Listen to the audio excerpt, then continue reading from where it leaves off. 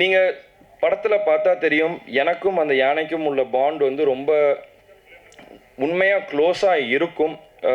படைத்தலைவன் வந்து நீங்கள் மற்ற எந்த படத்தோடையும் நீங்கள் கம்பேர் பண்ண முடியாது. கும்கி கூடயோ மற்ற எந்த படத்தோடையும் கம்பேர் பண்ண முடியாது. இது கம்ப்ளீட்டாக ஒரு டிஃப்ரெண்ட்டான கதை. ஒரு யானைக்கும் ஒரு அதோட ஃப்ரெண்டுக்கும் இருக்கிற கதை. இது நீங்கள் வந்து எல்லாருமே எப்படி நீங்கள் ரிலேட் பண்ண முடியும்னா, உங்கள் எல்லாருக்கு வீட்லேயும் ஒரு நாய்க்குட்டி இருக்கலாம், ஒரு பூனை இருக்கலாம். அதுக்கு ஒரு பிரச்சனைனா நீங்கள் எப்படி ஃபீல் பண்ணுவீங்க? அதே தான் எனக்கு ஏன் யானை இந்த படத்தில். ஸோ இது எல்லாருக்குமே நல்லா ரிலேட் ஆகும். எல்லாரும் என்னை இந்த மாதிரி அப்பாவை பார்த்த மாதிரி இருக்குன்றாங்க. எனக்கு அது தெரியல.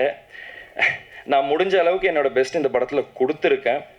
இன்னும் பெட்டராக பண்ணிகிட்டே வருவேன், இன்னும் பெட்டர் ஆகிட்டே வருவேன் கண்டிப்பாக. அதே மாதிரி சசிகுமார் சார் தான் சொன்னார், நான் அவர் இதில் தான் ஃபஸ்ட்டு பண்ணேன்ட்டு.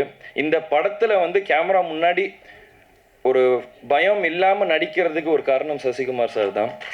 ஏன்னா நான் ஒரு 10 வருஷம் கழித்து நான் திருப்பி ஒரு கேமரா முன்னாடி வந்து நிற்கிறேன், ஒரு படம் பண்ணுறேன் அப்படின்னும் போது யாராக இருந்தாலும் ஒரு கேமரா முன்னாடி அத்தனை பேர் முன்னாடி நடிக்கணுன்றது அப்போ வந்து ஒரு பயம் இருக்கும். அது எனக்கு கம்ப்ளீட்டாக எதுவுமே இல்லாமல் அன்றைக்கி ஒரு 4 நாள் ஷூட் எடுத்தார். அவர் கொடுத்த கான்ஃபிடென்ட்னால தான் எனக்கு இந்த படம் நல்லா ஃப்ரீயாக பண்ண முடிஞ்சுது.